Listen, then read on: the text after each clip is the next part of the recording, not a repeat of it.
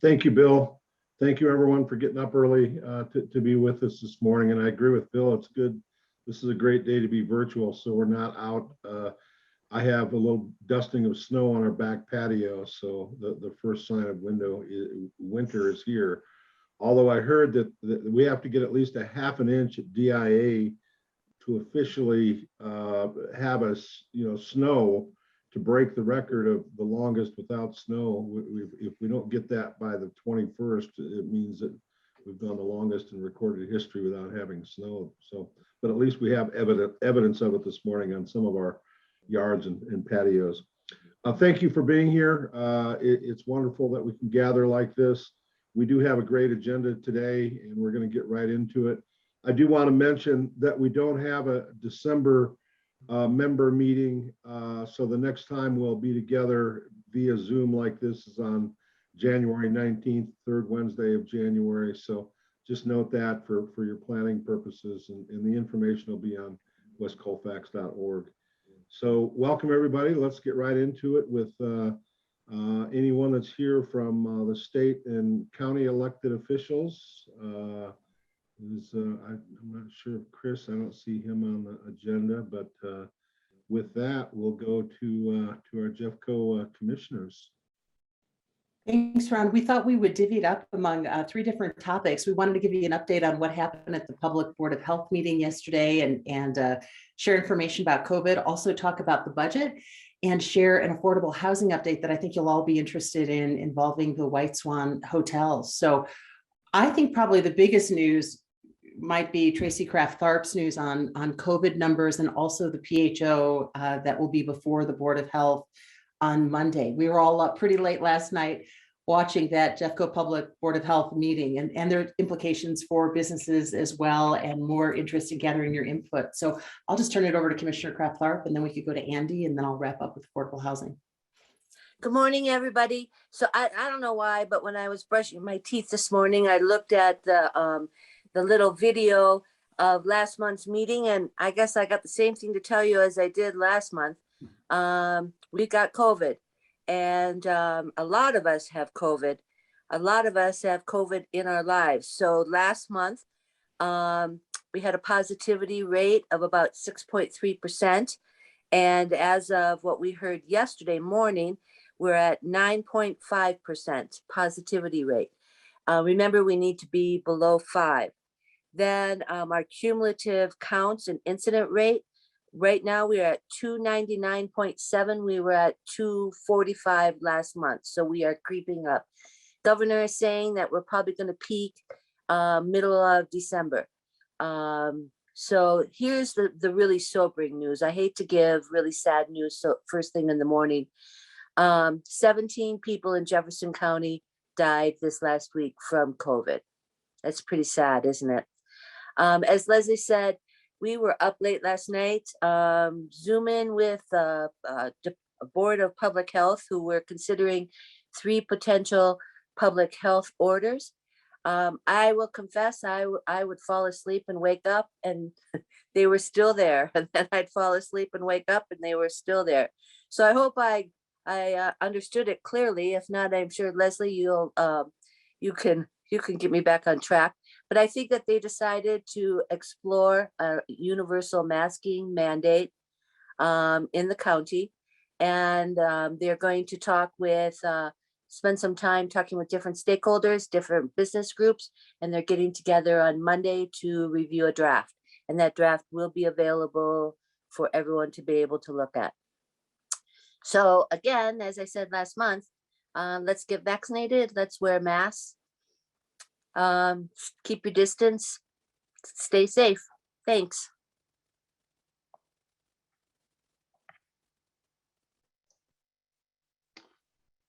Good morning, everyone. Just a quick update on our budget process. And our budget process for 2022 did come to a conclusion yesterday, as in between all of our other things, we did approve our 2022 budget.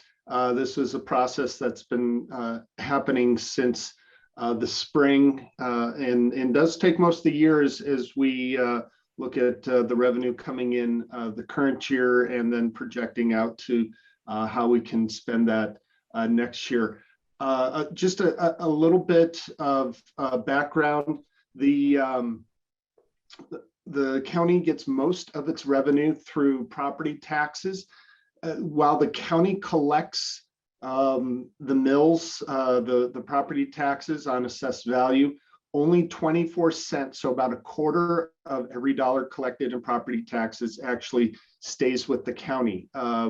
Twice that amount goes to our schools, a similar amount goes to special districts, and then our cities. So Mayor Paul gets 3 cents on every dollar, or the cities get 3 cents on every dollar, and 2 cents on every dollar goes to urban renewal. As far as revenue limits, please remember that the county revenue limits, we have our regular Tabor limit. There's also a separate property tax limit that limits the growth of revenue. And since 1992, Jefferson County's population has grown by 26%. There is nothing in our county Tabor that allows for population growth. It's only construction. So the population has grown by 26%. With that, we did approve the budget that yesterday, that includes ongoing operating costs, cyclical costs, salary and benefit adjustments, as well as new operating costs and continuing projects. So I have the chart up here with all the little numbers, but it is a balanced budget. In Colorado, we of course always balance the budget moving forward.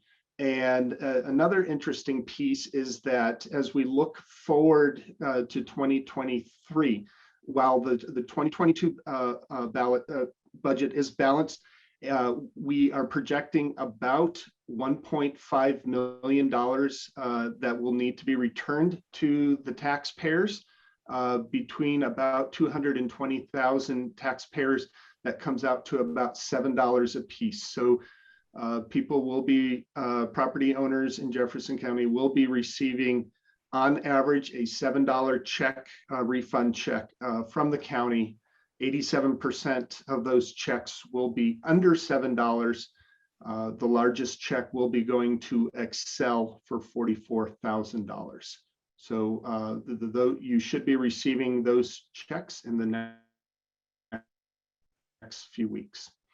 That's your budget update.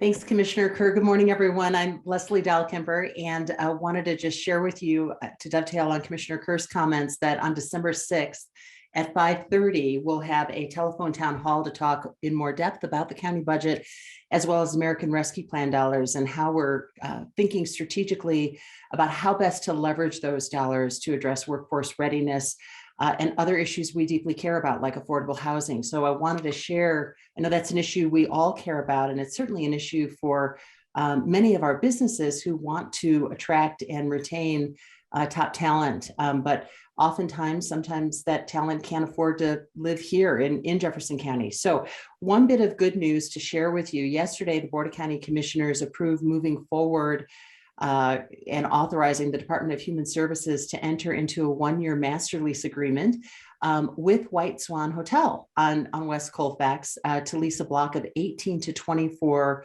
rooms. So that is very exciting news. I know that's an issue that's near and dear to all of us, especially Mayor Paul.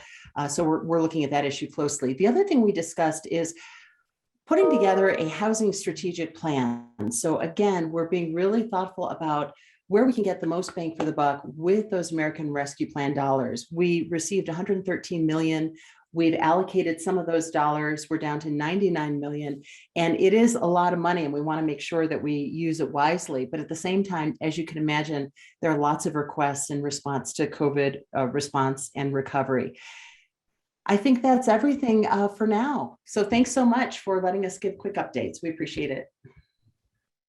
Thank you so much. And to Leslie, Tracy, and Andy, we appreciate all three of you being here and kind of keeping the radar up on what's relevant for us. So thank you.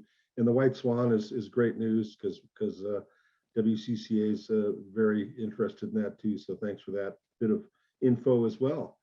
And with that, we'll move to the Lakewood City Council. And I think we see a couple folks here, including a couple of new council members. So who would like to chime in?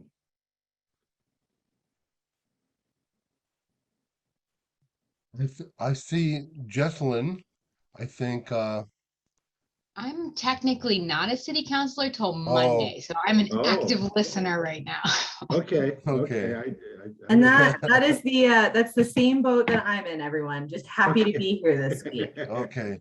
Well, we We'll defer appreciate to the that. mayor. Yeah. Yeah, for some reason I thought the swearing in had taken place, but good luck on that, and we'll see you in January. So Okay. Yeah. Thanks so much. And I don't see Sharon anyone else here. So with that, we'll get right to Mayor Adam Paul. I know he's with us this morning. Good morning. Thank you, Ron. Thank you, everyone. And certainly want to congratulate council members elect Sherazai and Sophia Matt Guerrero. Excited to have you on board. And our swearing in is Monday night. And I think we'll certainly, all the races are settled. There is still potentially a recount in Ward 5. So that may not be able to be seated on Monday, but that's a close race that is expanding, though. I think it's 13 votes at this potential moment. And if that were to hold, then we'd have Councillor Mary Jensen would be in that role. And then we would welcome Rich Oliver from Ward 4 and Rebecca Stewart from Ward 3. And that would round out, or will round out, our new roster of 6 council members. So congratulations to everybody. I know certainly a tough campaign season, but a lot of energy in this room to look at moving Lakewood forward and to continue to work with this group and everybody here to see that happen. We did pass a budget as well. And one of the key components, there's a lot to it, but one of the key components is that I'm seeing a message from Andy that I forgot, Wendy. So forgive me, Wendy Strom. And we sold the Westland parking lot. And I think you remember kind of talking through this, and there were some challenges. The city owned it since the 90s and really had a weird deal. Long story short, there was a direction given to staff to convene a conversation with the association and neighborhood groups, as well as key stakeholders, to look at how to put those dollars back into that area, and whether that's with the new developer or not, how to make that work. So that was a good part of that. I'd encourage people to engage with the Board of Health. They really need to hear from the business community. Not quite sure where they're going or what they're doing. We got a little bit of a snippet, but I just think that people need to be aware. And that's all that I really have today. So if anybody has any questions, I'd be happy to take them. When your tree lighting? Thank you for that, Bill. It was actually last night. Oh, I missed it. You missed it, but it was really cool. And thank you for reminding me. Camp Christmas is up and running. It was a really cool event. And Lonnie Hands-On, who is a Lakewood artist and one that lives on Colfax-ish area, is the key component to that, as he would call himself, the camp counselor. So get out there and see that. And also a lot of great energy at the last First Friday in 40 West also. So all good things.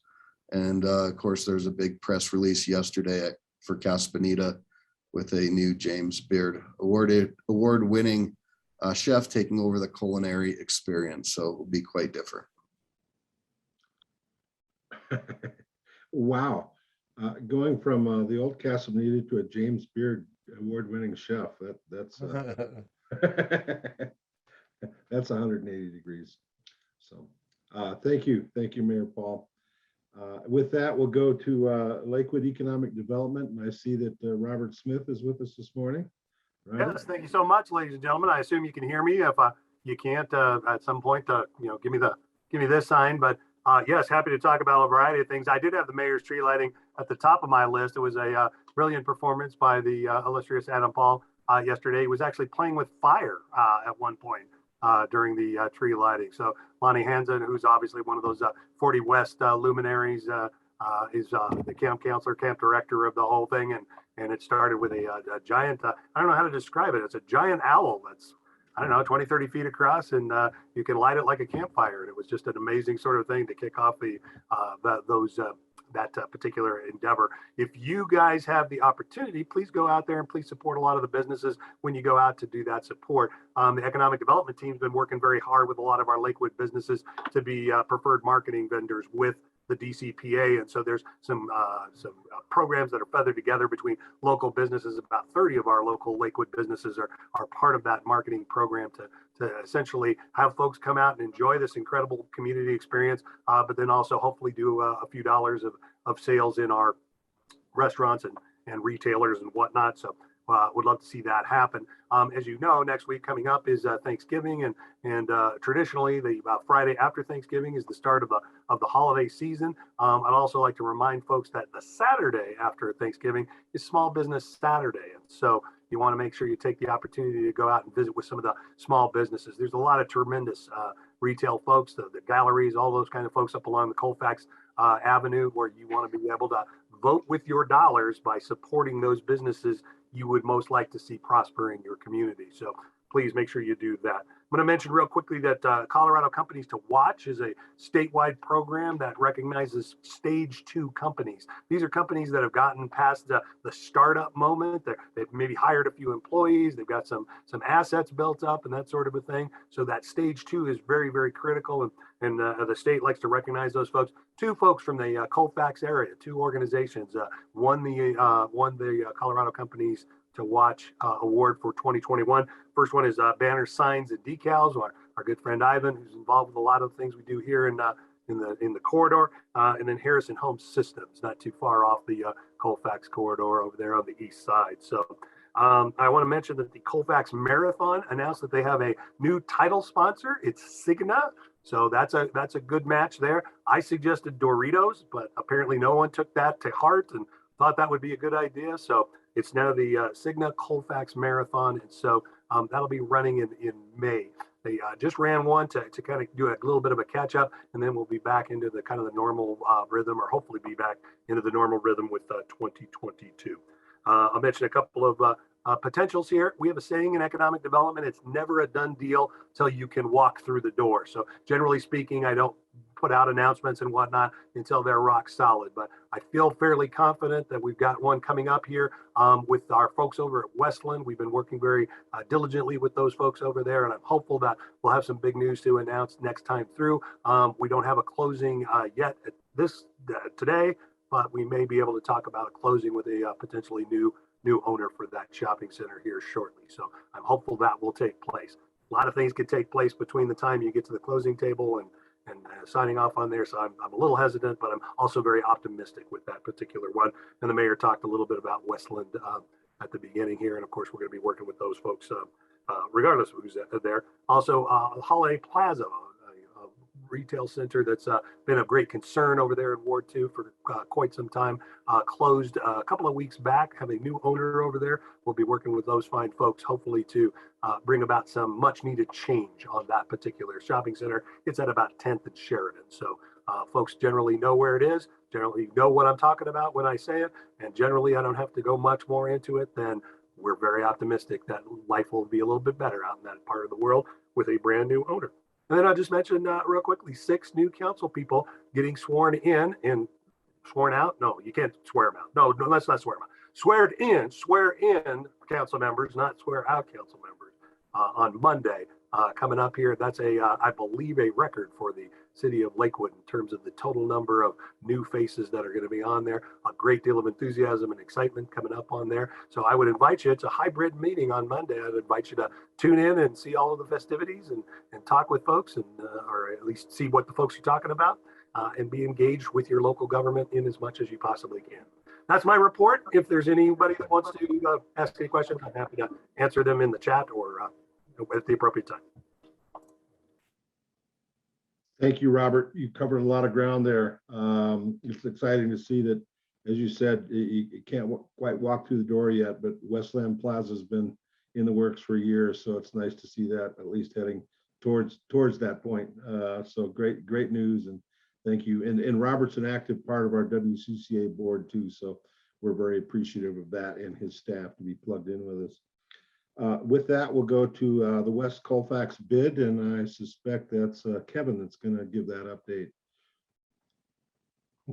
I think we're going to Liz first. Oh, okay. Hi, everybody. Of course, my daughter just woke up, so we have Henley on the line as well. But I'll keep it short and sweet, and just want to say hello to everybody and thanks for joining us for our final WCCA meeting of the year.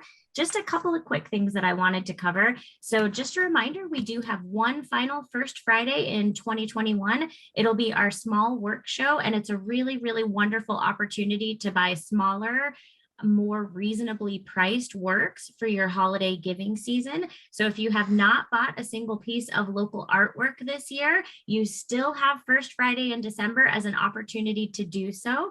You will also be able to meet our new-ish West Colfax Poet Laureate at that event. If you remember, we brought her on a couple of months back. Her name is Maggie Guntrin.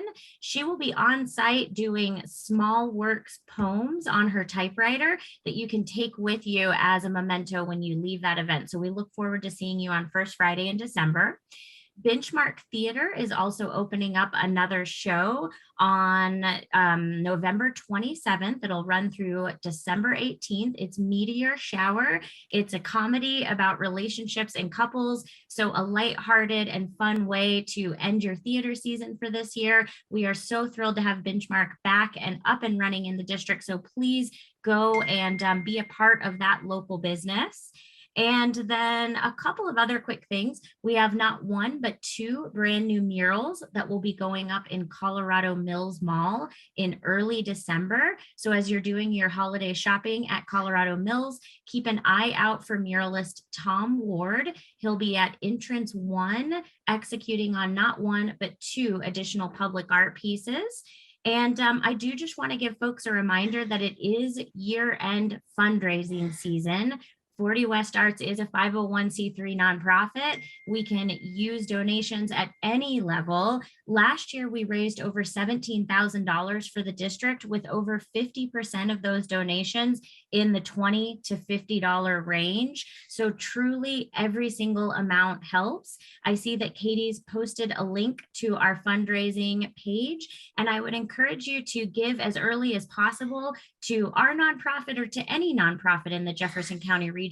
It helps our nonprofits understand where they're going to land for their year-end fundraising, and just lets us know early kind of where we can look toward for our giving. You can also pre-schedule your Colorado Gives Day donation starting today. So you can go in and do that today, so you just have it taken care of before Colorado Gives Day. And then I'll just close by saying that I know Alexis is going to be sharing a bit more about the 40 West Art Line, but I just wanted to welcome to this meeting Corinne Anderson. She is going to be working with the City of Lakewood, with 40 West Arts and the 40 West Art Line, to develop some audio tours that you'll be able to listen to. It'll take the form of a podcast and be broken into segments. So you'll be able to pop on your headphones, scoot along the art line and listen to those tours. And we're really looking for input from you, our community, about what you'd like to hear on those tours. So if you have any comments, suggestions, or feedback for us, feel free to put them into the comments, and myself or Katie will keep track of those. Or you can always email me at liz@40westarts.org with any suggestions for those audio tours. We really want them to work for our community and really be a win for the 40 West Art Line. So thanks, everybody. Thank you, Liz. Thank you to you and your daughter for being here this morning.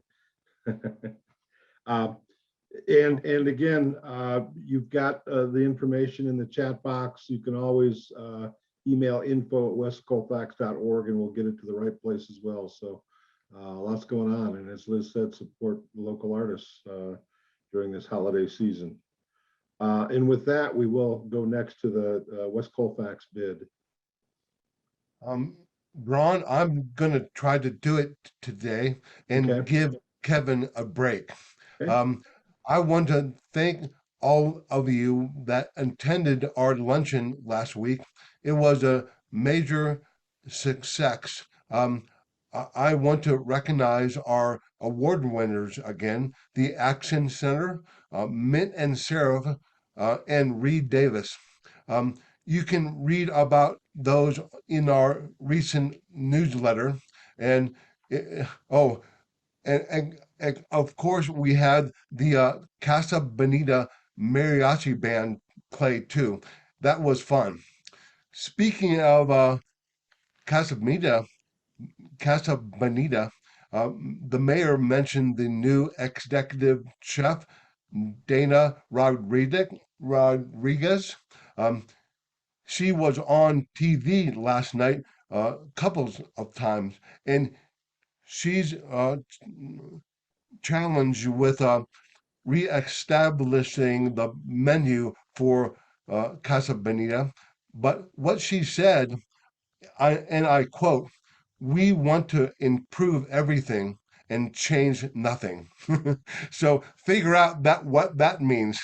So and our insiders tell us the goal is to reopen Casa Bonita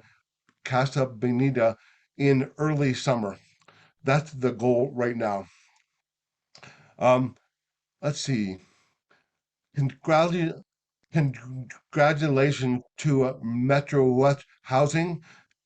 They held a pre-opening event for the Mars Station Crossing Phase 2.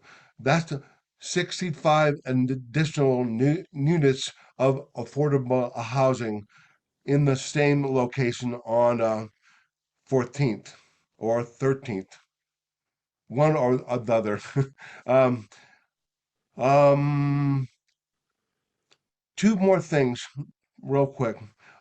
We're still working on compiling the redesigned version of the vision plan. We're actually meeting on that tomorrow with the city staff. We should complete that by year end. So stay tuned for the newly compiled 2040 plan in the new year. And stay tuned for the newsletters coming out in the future. There's going to be a community survey that we're going to request your input on West Colfax public art and beautification process. So stay tuned for that. Um, one more thing. The drumstick building is still under construction, and we're working on a new name for the building. So stay tuned for that too. I want to thank Callahan Construction for all their work, and you should see more activity in the coming months because we just got our comments back from the city on our plans. So once we work through that, we should be able to make more progress more quickly. So thank you everybody for putting up with me. That's all for now. Thank you. Thank you, Bill. Very well done. Thanks. Next on the agenda is West Metro Fire. Do we have a representative here from West Metro Fire with us today?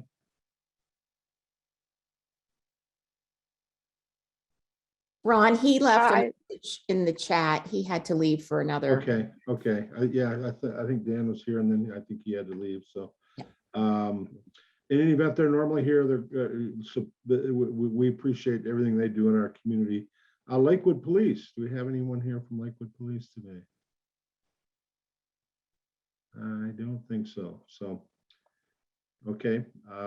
With that, we'll get into our program. And the first thing we'll do here, if Katie will flash up our update page for WCCA. Just to reiterate, we just had our West Colfax Lately Luncheon on November 11. It was great to have everyone out and celebrate all the good things that are happening on West Colfax. Again, congratulations to the Action Center. You can see a picture of the mayor with Pam Breyer accepting the award. And Mitt and Seraph and Reed Davis of River Point Partners are two Momentum Award winners. So it was great to have them there. The music was great. We had On the Road Again by Willie Nelson, played by a mariachi band, and Neil Diamond too. So that was a real treat to have them there. Plus the little clip of Cartman making his dive, trying to give the mayor some tips for his upcoming dive. In any event, it was a great to have everybody back. It's been 2 years since we've been able to do that, and hopefully sometime in 2022 we'll be able to get these member meetings back in person when it's appropriate to do so. But we're doing fine as is. A couple important reminders. We're going to hear from Katie Ziegler on the West Colfax Retail Edition. Dovetails nicely with Small Business Saturday to get out and support the West Colfax businesses, and particularly those that are in the passport program. And Katie will give an update on how that's going through the end of the month. The West Colfax Lately magazine, the new edition, is now available online and in print. There's copies at the 40 West Gallery, and I think they're making their way in other places around the corridor. Also want to mention WCCA Connects, which is a program that we're kind of lifting up to kind of help support the neighborhood groups that are part of our community. And you can find information on that and send information to info@westcolfax.org for details on that. So we're excited to try to help to kind of connect the communities a bit, especially during this period where we're kind of virtually connected. And again, my monthly pitch, help us find new members. We made a pitch at the luncheon. Invite people to these meetings, invite them to westcolfax.org, invite them to First Friday and see all that we're doing, because we can use new members. We're trying to get our membership base up a bit. It's not a big commitment to be a member, and it's very appreciated, and you support all the things that we're doing. So we very much appreciate that. And with that, we're going to get to the next item on our program. We have Chris Proper here, who's going to give us an update on the North Dry Gulch floodplain improvements. And he's a civil engineer that with the city of Lakewood. So with that, Chris, we'll turn it over to you. Thanks, Ron. I'm Chris Proper, as Ron said, and I'm with the City of Lakewood Engineering Division. And the last time I spoke with you with the WCCA was the beginning, I think it was in October of last year. And at that time, we were beginning the preliminary design of the North Dry Gulch project. And since that time, we have completed the 60% design of Reach 2 and also for 14th Avenue storm sewer. And I will show you those areas in a moment.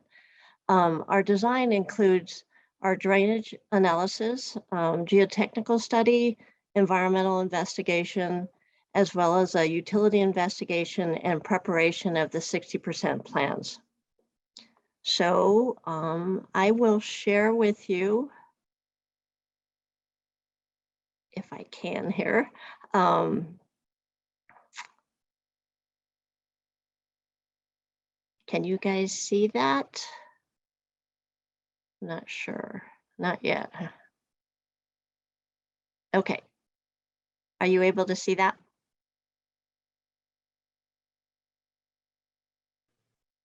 There, it's coming up, Chris. There it is. Okay. Okay, great. Okay, so this is the overall North Dry Gulch project. Reach 2, which I mentioned that we have completed 60% design, is located here between Teller Street and Lamar, basically. 14th Avenue storm sewer is between Wadsworth approximately and Lamar. And then Reach 4 is the upstream end of the project, which is between Dover Street here and Wadsworth Boulevard. So again, we have completed Reach 2 and 14th Avenue design, 60% complete plans. And I'll briefly go over what we have designed. So starting at the downstream end of this existing channel that is located on the Walmart site, we will be constructing an 8-foot by 6-foot box culvert, and that's 8 foot wide by 6 foot tall box culvert, and we'll cross Teller Street and then continue with this box culvert along 16th Avenue. Now, along with this design, we will be installing inlets at all the intersections and also along the alignment of this box culvert.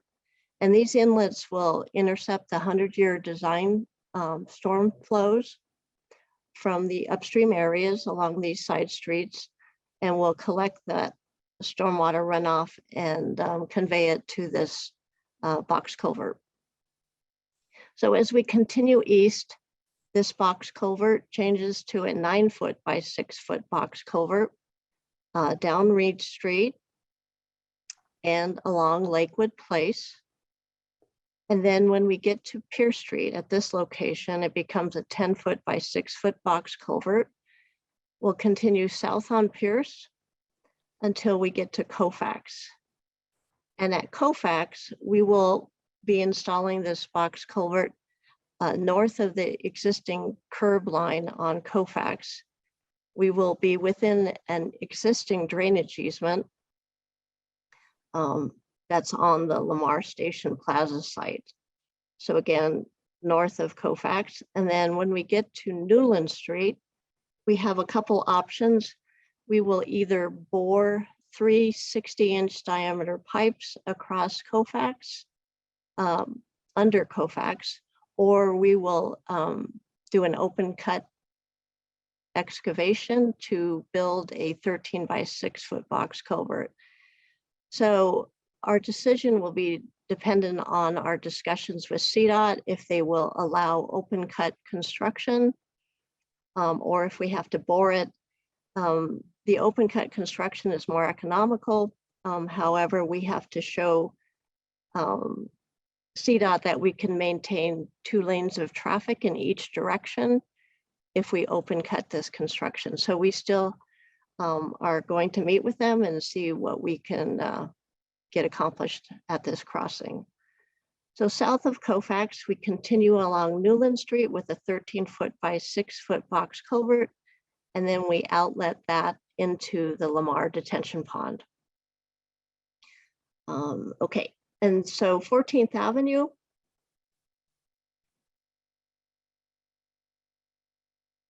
is a storm sewer that will also be designed for the 100-year storm.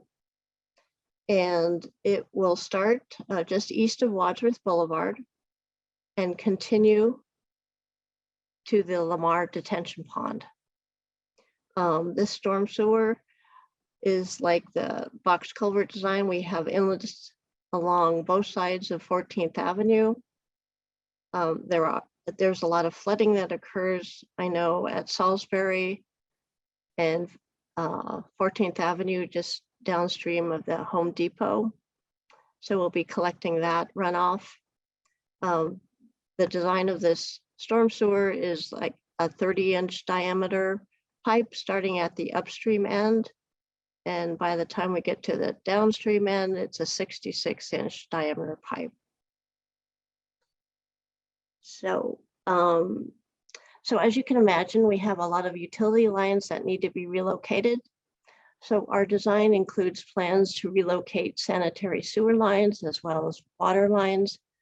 And we have identified other utilities such as gas lines that need to be relocated, as well as dry utilities, including TV, phone, and cable. that need to be relocated. Also, because of the area that we need to construct this box culvert, and because of the relocated lines that we need to do, we are going to reconstruct the full width of these streets along the alignment.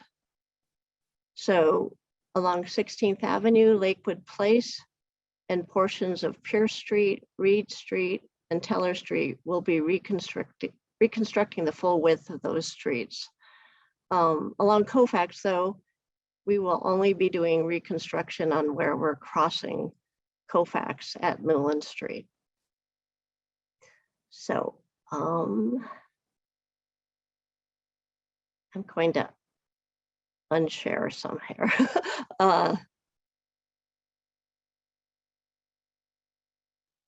Okay. Sorry, am I back on here? Yes. Okay. Oh, here's the stop share. Sorry about that. Okay. So our next steps with this project is we're going to get a contractor consultant on board that will review our design that we have completed so far. So the consultant will give us some constructability recommendations on what we have so far. We are also collaborating with the Colfax Safety Project. We just met with them last week with a project kickoff meeting, and we will be collaborating both the design and through construction with that project. We will also be reaching out and seeking input from property owners that are located adjacent to Reach 2 and the 14th Avenue project alignment. When we meet with the adjacent property owners, we will discuss the proposed construction, get input from them, and also discuss any temporary or permanent easements that may be required. Also, within the next few months, we will have the 60% design plans completed for Reach 4, which is that area between Wadsworth and Dover Street.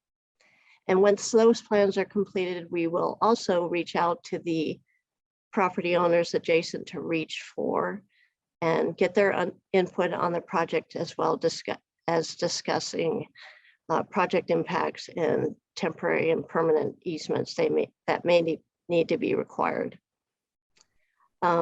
Also, next year, we plan to submit our design documents, our hydrology and hydraulics to FEMA, and that is so that we can get a conditional letter of map revision to change the floodplain boundaries.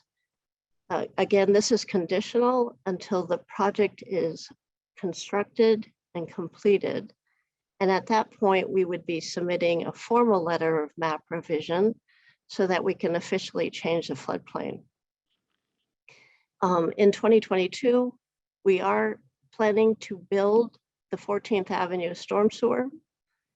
And just to let you know, XL also plans to construct a new 12-inch gas line in 14th Avenue from Wadsworth to Sheridan. So both of these projects will involve several utility relocations. And so we have been collaborating with Excel with their design team. And we will continue to collaborate with them as we go through construction. Their construction is also going to be at the same time as our storm sewer construction. Also, 2023 is when we anticipate that we'll start some phase of the Reach 2 construction, which we anticipate will be beginning all of our utility relocations. So that is all I have this morning. Does anyone have any questions? Chris, there are a couple of questions in the chat box, and one of them has to do with will any sidewalks be built on 16th LP Reed and Teller with the project, if you know anything on that aspect? So our plans right now are to remove and replace what's out there. So our plan, because of the cost of this project and the purpose of the project to be a drainage project, We don't have plans to put new sidewalks in that are not there now. You know, we certainly can talk about this. You know, the plans aren't finalized yet, but again, our budget right now only covers our proposed storm sewer and box culvert construction. So we will just, right now, we're planning on just removing and replacing what's out there. Great, thank you. Sounds like this is a huge collaborative effort with Excel and in the pedestrian safety project. So lots of moving parts. We appreciate everything you and your team are doing to make this happen. So thank you. Thank you for updating on this. And I'm sure we'll have you or someone back as you proceed, because we'll want to follow the progress of this, because it's obviously a huge part of what we see happening on the corridor. So thank you for being here today. Okay, thank you. Next on our program, we have an update from Alexis Moore, who's with us today to talk about the Artline mobility and some planning grants and some activity there. So with that, Alexis, we'll turn it over to you. Good morning, everybody. Can y'all hear me okay? All right, great to see you guys. And I'm going to try to share my screen.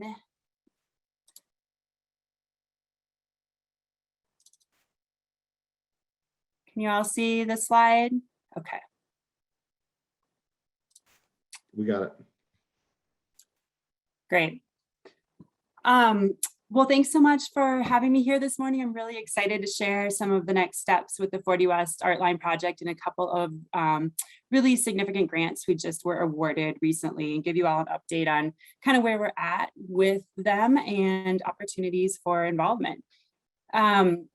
I know a lot of you on this call have heard me present about the Artline before. I know you've heard Liz talk about it every month, which is fabulous. But I know there are some new folks that maybe aren't extremely familiar with all of the origins of the history of this project. And I think it's a really exciting and inspiring story of where the seeds for this idea were planted early through community conversations and planning efforts, and how it's evolved kind of into where we're at today. So I do want to spend a few minutes giving kind of a high-level overview of the background of the Artline, and then I'll jump into the grants. The first one we were awarded is from the Colorado Department of Transportation, or CDOT.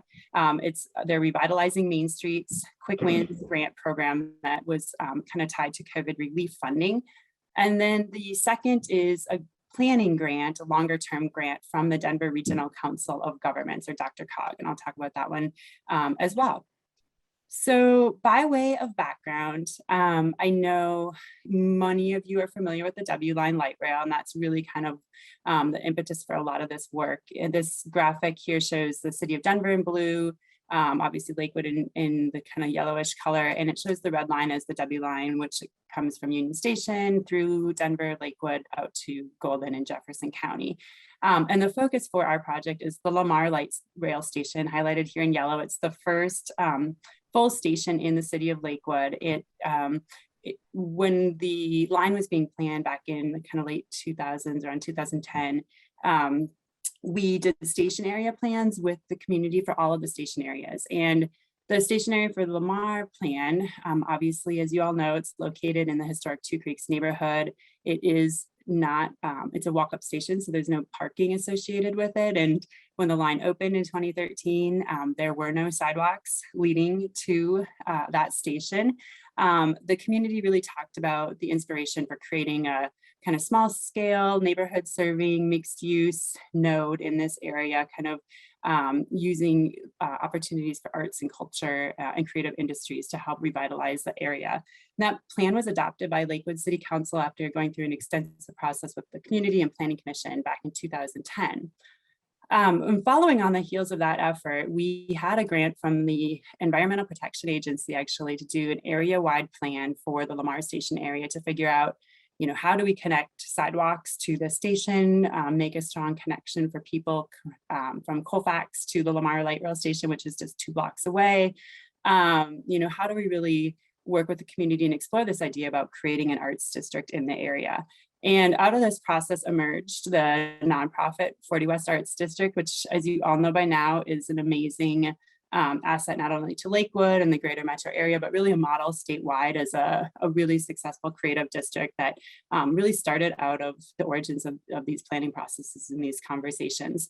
The community and plan identified ways to create a beautiful streetscape and sidewalk environment connecting Colfax and Lamar, as well as some of the key streets in this area.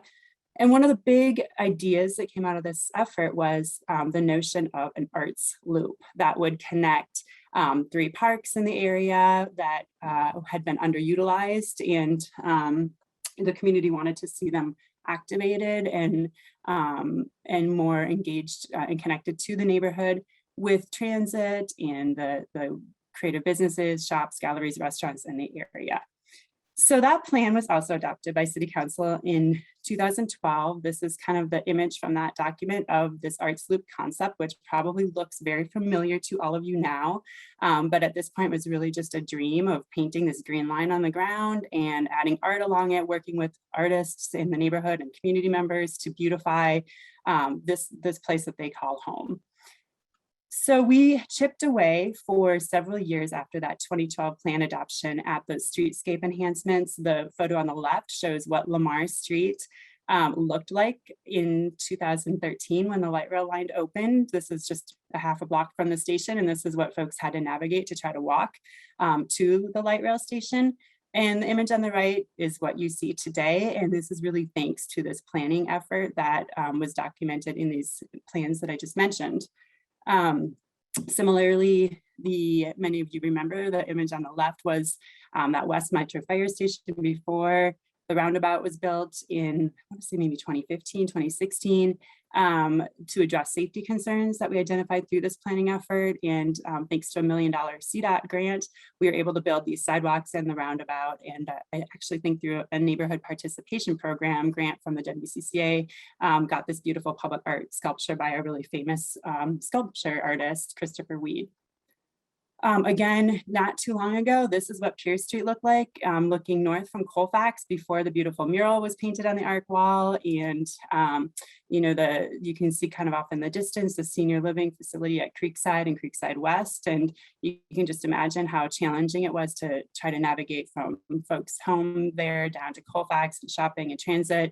And then the image on the right shows you what that now looks like today. And I think it's easy sometimes to take these things for granted, but they really all were envisioned many years ago through these types of efforts of developing these plans.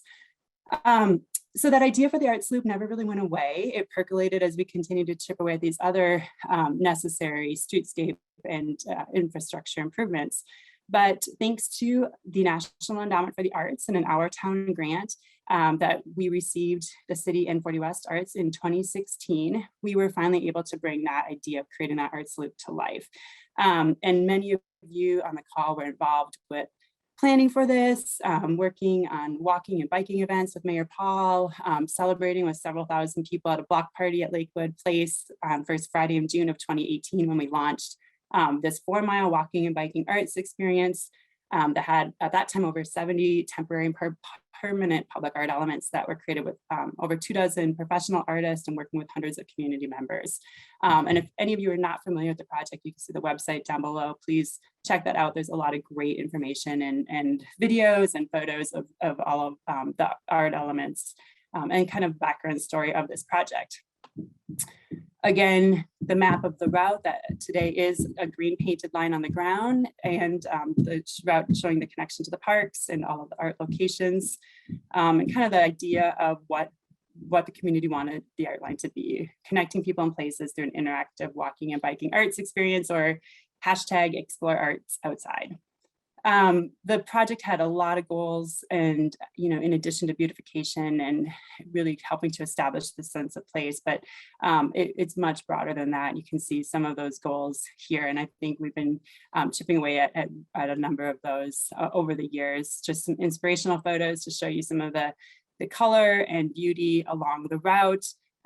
Most of you know the project's been recognized both from a local level through the WCCA Momentum Award a couple of years ago, to the state and even national level with Coda Magazine's nomination of it as the best creative placemaking project. And I think most importantly for me, those stars at the bottom show over the years we've asked for community input on how important what the value of the Artline is to our community from your perspective, and consistently rates really high, which I think is extremely exciting. On the public health side and kind of the goals of getting people out walking and biking, we have been tracking pedestrian and bicycle counts on the Artline since before it opened in the spring of 2018. And this just gives you a really quick snapshot. My colleague in our planning department, Shannon Terrell, has helped to compile this data over the past couple of years. This shows that we don't have the 2021 report yet, but I think we're going to see even higher numbers of increase in pedestrians and bicyclists over the last few years, which is extremely exciting to see. That I think hopefully this project is encouraging people to get out and walk and bike more in the community. So with that background, I will give a little bit of info on the CDOT Revitalizing Main Streets grant that we were just awarded. Some of you may recognize this image. We worked with a couple of CU Denver graduate students in the spring, and I think they presented to WCCA back in March, promoting this survey that I know a lot of you took. Thank you very much. We had almost 360 surveys completed in both English and Spanish, asking for input on areas of concern and what you wanted to see. And they also, the students compiled a GIS, Geographic Information System database, to map all of our existing amenities on the Artline where there were gaps. And out of these two data sources of kind of on the ground research and your feedback, they developed a number of priority recommendations for the project team. We took those recommendations in addition to past survey data that we've compiled from the community for the Artline to submit a grant to CDOT that was successful at the highest level. I think it's about $150,000 to install about 10 40 West bike racks, a bike fix-it station, 40 West benches and trash bins similar to the ones that are already on Lamar and Lamar Station Plaza and Pierce Street.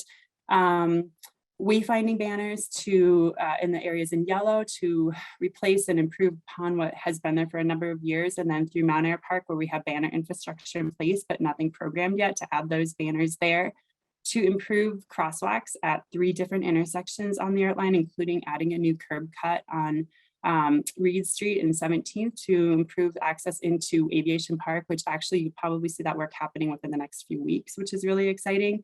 And then working with the community and local artists to do ground murals and freshen up some of the areas that need to be replaced or repaired, and looking for new opportunities. And the big part of this budget will be the Green Line. And as you know, we repainted it in the past, but we will be doing that again, but we also are going to be testing some new treatment ideas with thermoplastic and some other more perhaps longer lasting markings. So it's a great opportunity for us to utilize this grant for that. So this is just sort of a general map. This isn't set in stone yet, but working on the final details of where all of these elements will be located. And we've already started the project. And as I mentioned, it's a quick wins grant, so it needs to be completed by summer of 2022, early summer. So more to come on all of this, but I think it's an exciting opportunity to implement a lot of goals for the project.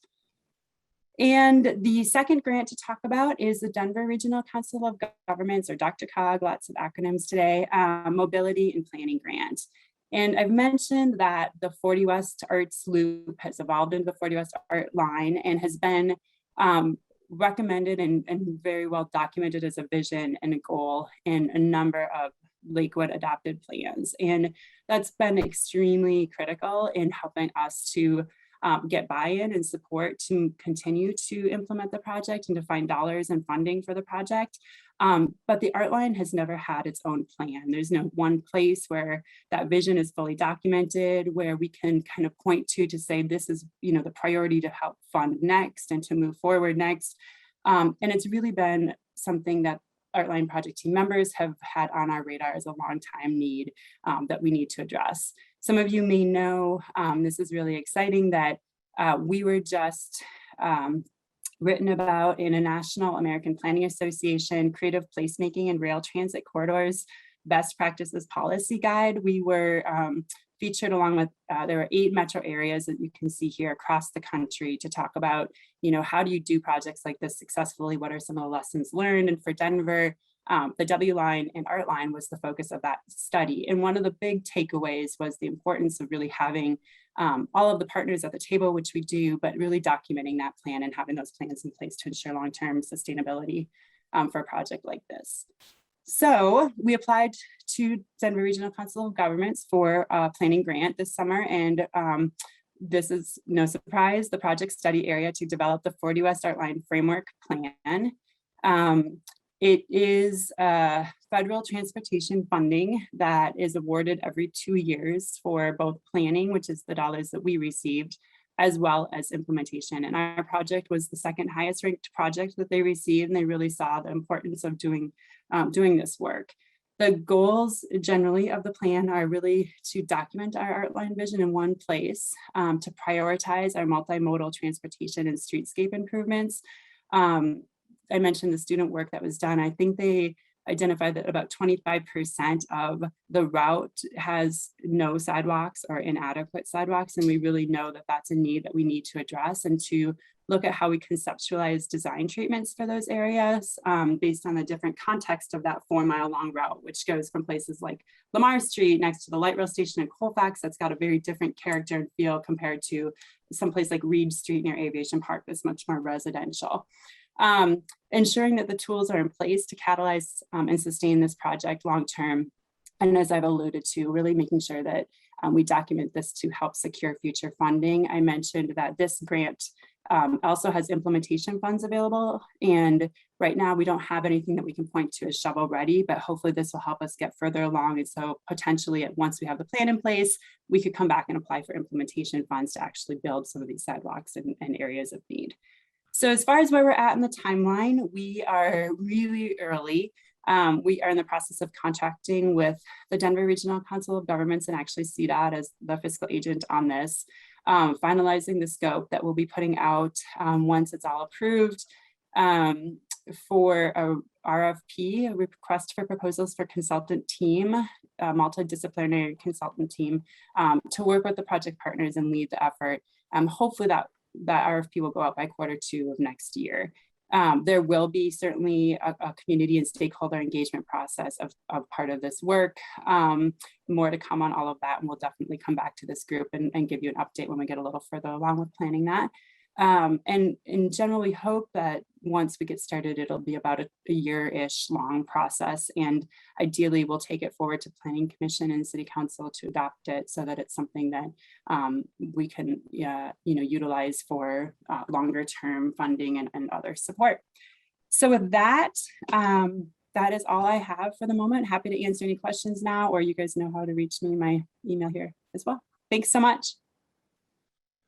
Alexis, thank you so much. Thank you for what you've done from the inception of this to what you're continuing to do to give it vitality. And it's really cool to see the recognition. It's not only getting locally, but now being used as a national model. So that's really cool to see that happening. So thank you for the update. We very much appreciate it. Thank you, Ron. And Alexis had her email in the thing. If you need to get a hold of her, you can get a hold of her through West Colfax or through the city of Lakewood. So thank you for being with us this morning. Next, we have Roger Wadnall that's going to give us an update on the safety project. And we've been getting an update about every other month, and Roger's back with us to give us an update on where we're at. Roger. Great. Thanks, Ron. I can assume everybody can hear me. I'm not muted. Before I got into this, thank you. Before I get into the safety project, I wanted to touch on one other project that we're involved in, and that is the Colfax Corridor Streetscape and Public Improvement Project. Kind of a mouthful there, but it's funded by, it's for art and streetscape improvements in Ward 1. We're looking at both Ward 1 and 2, but this is focused on Ward 1. Funded by economic development funds as well as American Rescue Plan funds. And these are not I want to talk a little bit, is separate from Westland. These are not Westland dollars. These are, as I mentioned, the two funding sources. And it's really to look at some improvements along Colfax in terms of public art, in terms of streetscape type improvements that can be implemented with a relatively modest budget. But we are looking at a couple of things to keep in mind. We'll have a survey going out shortly after the first of the year to identify, to really get input on what types of improvements the community would like to see. And what the neighbor is really focused on listening to the neighbors and listening to the people directly affected by a project like this. So there'll be a survey coming out shortly after the first of the year, and we're going to have a website up hopefully very soon. And you can find that at lakewoodtogether.org. It's not up yet, but we're hoping to get it up maybe in 2 to 3 weeks to keep the public involved. And then we'll have the survey up as well. So I think that's about all on that. I just want to kind of give you a heads up on it. And we'll include members of the, I know that the vision and implementation group will have input as well. But it's really to listen to the community, to hear what they want to see in terms of improvements along that segment of Colfax in Ward 1. So with that, I'm going to jump back into the Colfax Safety Project. And really what I really want to do at this meeting, and I'm hoping that they're all here, is to introduce our new consultant. Just to explain, we had existing grant, which with Michael Baker Associates and UMadan and their team, to really focus on the public involvement piece. And we'll continue to have the public involvement piece in the lakewoodtogether.org website is where you find information on the project. With the $12.5 million grant, we did a request for proposal and selected a consulting firm, Felsberg, Holt, Ulevig, and we go with FHU, to do the design work, actually to design the project and take it to construction. And that's what we have the team there today. And I'm hoping that the project manager, Gaurav Vasat, is on the line. Are you there, Gaurav? Yes, I'm here. Okay. Good morning. Nice. And I wanted to introduce Gaurav and his team. And well, I'll let you do that yourself and really kind of introduce yourself and talk a little bit about your team and maybe some of the next steps. I do want to emphasize that with this project, and this will be a kind of a very brief discussion, but the public involvement piece continues all the way through the project, getting input on what people want to see, getting information out on what's happening on the project, and communicating with everyone, especially people that are direct businesses and individuals that are directly affected by the project. So with that, I'll turn it over to Gaurav, and you can talk about your team and where you're going in the next few months at least. Thanks. Great. Thanks, Roger. Thank you, everybody. Thank you for this opportunity. I've been listening in, and honestly, I had no idea how vibrant this whole community was, the WCCA. I live in Lakewood. I'm minutes away from the corridor, and it took me a while before I realized how amazing the 40 West Art District was. So there's so much to explore, so much to convey to the public. So I'm really excited about this project. So again, my name is Gaurav Vasisht, and I'm with FHU. I'm the project manager for this for the design project. I'm a transportation engineer with 20 years of experience, and I've done everything from design to analysis. Safety is one of my fortes, and we have a pretty robust team for this project. I know Annie is with us, Annie McFarland. She's heading up our public involvement effort, and I'll turn it over to her in a minute here to introduce herself. But first, I'd like to tell you about our team that we have. FHU is a full service transportation engineering firm, and as well as environmental. So we bring transportation engineering, water resources, public involvement, advanced mobility and ITS, which is the other ITS one element in this project. And of course, the environmental clearances and permitting aspect of it as well. On our team, we have Livable City Studios. I don't know, many of you might be aware of Todd Winkowski, who had worked on the original 40 West Art District plan. I think he's worked with Alexis in the past, so we're excited to have him. And we also have an artist, Tracy Wheel, on our project to help foster some of the community conversations and with the art district as well. In terms of data collection, we have a survey company on board, as well as a utilities survey company on board. We'll be doing the utility and land survey investigation and geotechnical investigation. One of the, of course, really important parts of this project is lighting as it goes towards pedestrian safety as well as road safety. We have a electrical engineering firm on board for that as well. And then we have, we have our in-house landscaping, but then the placemaking and landscaping will be headed by a Livable City Studio. I think I got the whole team. Roger, did I miss anybody? I don't think so. Let's just say it's a robust team. There's a bunch of us, but we obviously have a pretty extensive track record of working on multidisciplinary projects like this, and extensive experience working with CDOT as well and on local agency projects. So just as I mentioned, certainly very excited. Right now we are right at the onset of the project. We're barely beginning. We're starting to get our understanding of all the work that you guys have completed. Some amazing work has been completed by the city in terms of reaching out to the public, information dissemination, things like that. We're learning what's being done with the North Dry Gulch project. We've had a coordination meeting with Chris Proper as well. I think she mentioned that earlier. And of course, we're looking forward to more meetings with all of you and the business development, the improvement district, and of course, the area residents and all of that.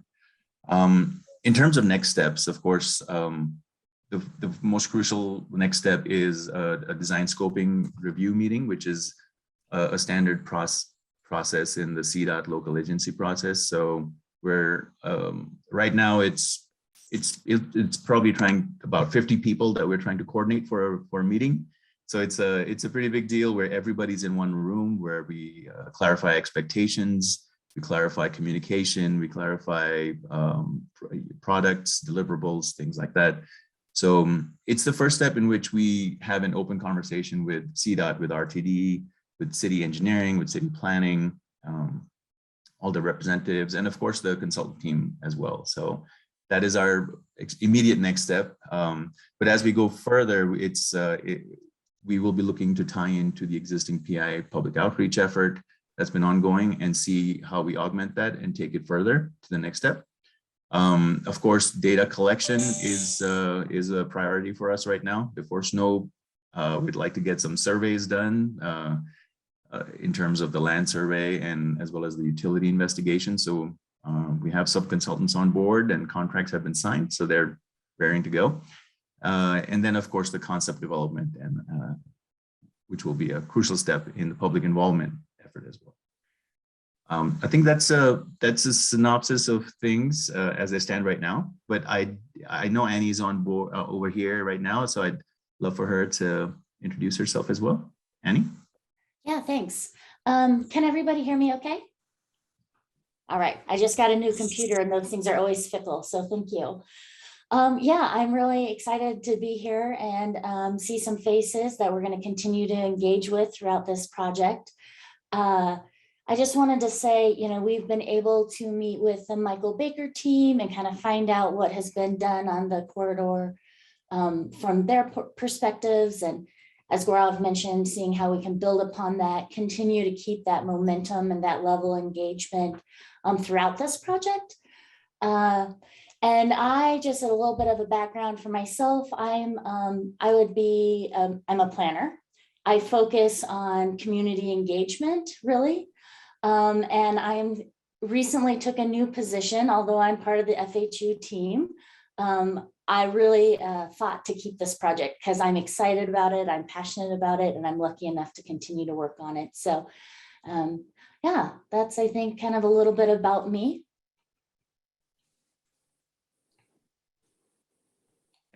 Thanks, Annie. Todd was hoping to be on the call today, but he just emailed me. He's in the car and wasn't too comfortable calling in. So I'm sure we'll see Todd next time, and perhaps, what the goal is to, as we attend each of these meetings, as we forward the public outreach effort, as we develop a design concepts, I'd like to bring appropriate engineers and planners to these meetings to present alongside me. And of course, you'll probably be seeing my face quite a bit. So anyway, thank you for this opportunity. So great, thank you. And again, we'll continue to use this meeting as a conduit for information, but there'll be new, as we have done in the past, numerous other means of getting public involvement. But please check the website. We'll keep that current for information. So the project, the schedule that you've seen earlier, we're still on schedule. So just look for more information as it comes out. Thank you.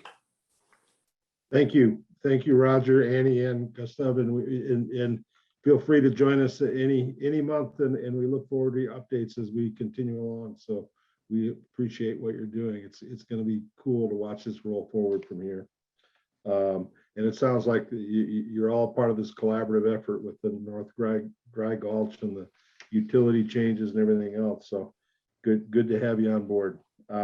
With that, I think we're a little bit behind on our agenda, but we're going to try to play catch up a little bit. And I'm going to turn it over to Katie, who's going to give us an update on the retail edition of the West Colfax Passport Program. Yeah, hi all. I think you all can hear me. One thumbs up if yes. Great. So I'm going to rock it through this. This is Passport West Colfax. If you've been here, I've yelled at you about it a lot. If you haven't, here's how it's going. Really, really good. These are a bunch of photos of just me because I didn't want to have to get agreements from everyone in every store to take photos of them. Shopping at our locations, picking up items for our loot basket. Here's our loot basket. It's the only thing I really want to talk to you about today, which is if you are playing Passport and you've scanned and voted at our 15 business locations, you've seen that the loot basket is valued at $150. Well, Fallen Owl Tattoo, one of our participants, donated $150 worth of tattoo work to us. So actually it's valued at almost $300. Please get out there, go shop at our businesses. Every chance you get to vote, you get a chance to win this basket of eclectic prizes. You will solve Christmas in 10 seconds. We have this display from Veldkamps. We have local art from Lakewood Arts. We have a can of beets from Chicago Market. We have On the Road. We have a Colorado bow tie for your dog. We have an anime bat. We have a golden skull. It is an incredible loot basket of eclectic things that make up Colfax. So if you have not gone to play the Passport, please go play the Passport. If you don't know how, all of this information is on our website. And that is all I will say today. Thank you guys again. We are announcing the winner on the 30th. You have 10 days. Thank you, Katie. And what a nice $150 tattoo gift certificate that you can surprise someone in their Christmas stocking. And they'll get up and they'll say, oh my God, I just never expected this. So thank you. Get out and support these businesses. I've already gotten into a couple that have been on the corridor that I like, the Chicago Market, that I've never been in before. And it's like amazing to just see some of the businesses that are right here in our community. And it's that time of year. So thank you. Next, we're going to put up the slate of the board for the West Colfax Community Association. And these have been nominated by our board of directors at our last meeting. We have a couple of relatively recent new additions in Lauren Coleman and Jenny O'Neill, who joined us this last year and have been very involved, and Robert and Laura and Katie, the economic development team that are with us at each of these monthly meetings and at our board meetings as well. So this is the slate. Todd Lansing's our incoming chair. He and I are going to work together to transition with Todd, and he's in the process of getting his voice back. I know he's with us this morning. So with that, we're going to put up a form that you can use to vote for the slate of directors.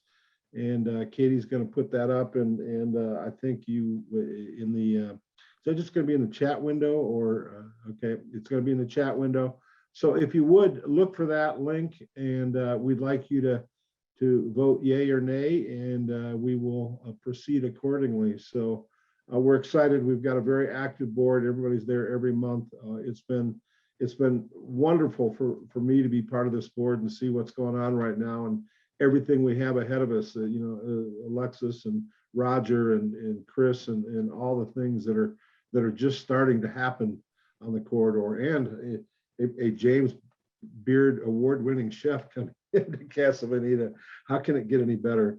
With that, we're going to jump into our neighborhood and community updates and try to get through these rather quickly.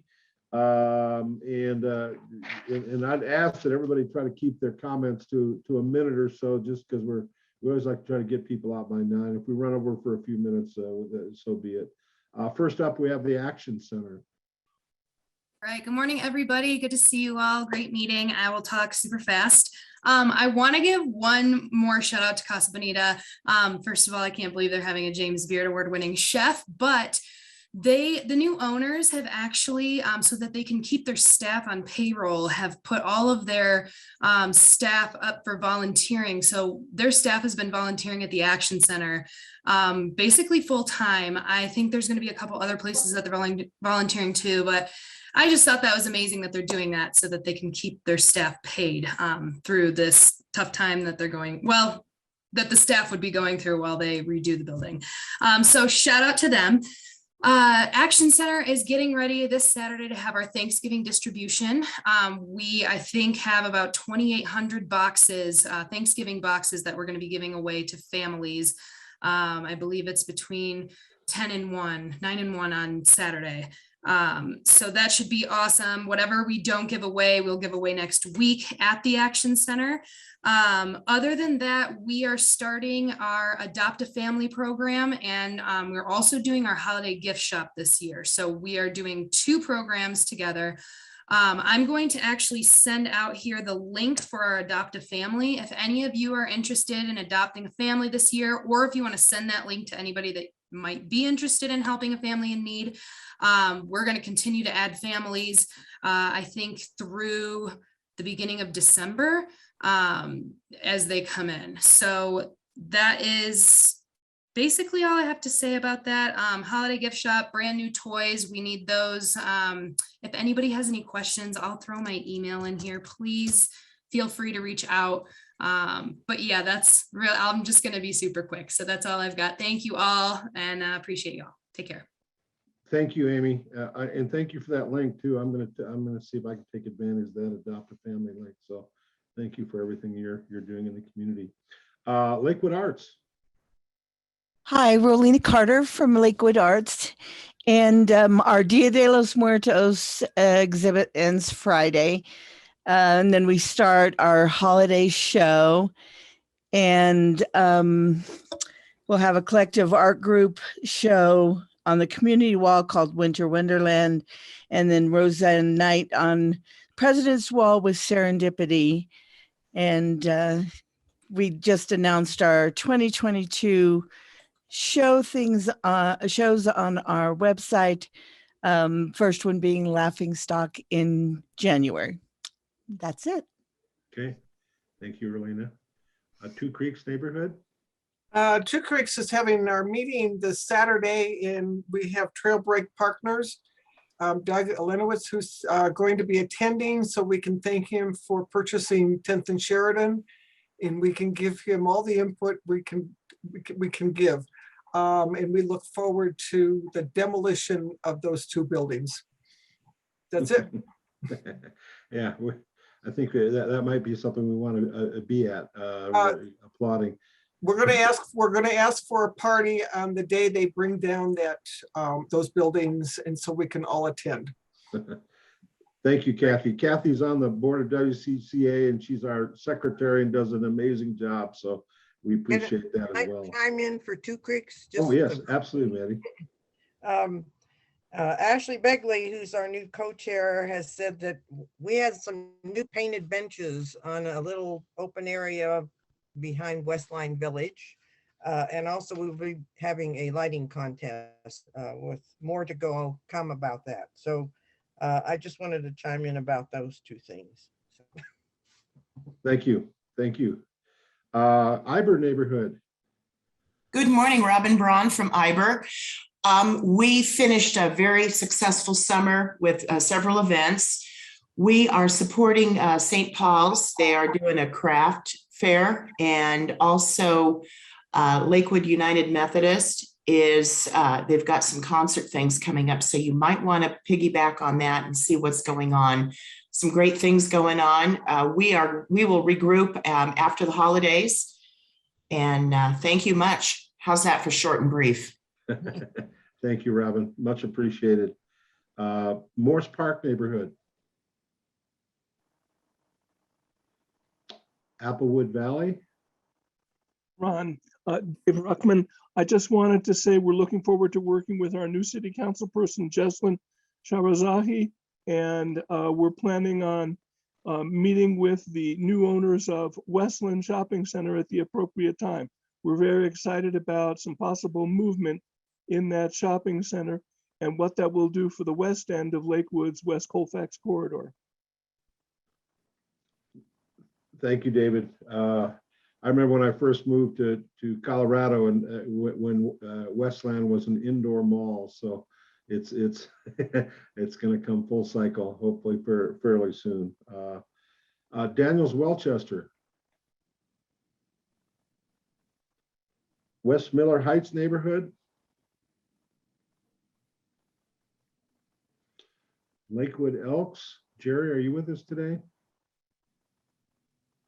Yes, I am, and good morning, everybody. It was a great program today. Want to let you know that the lodge is open on Tuesdays, Wednesdays, and Thursdays, and Fridays.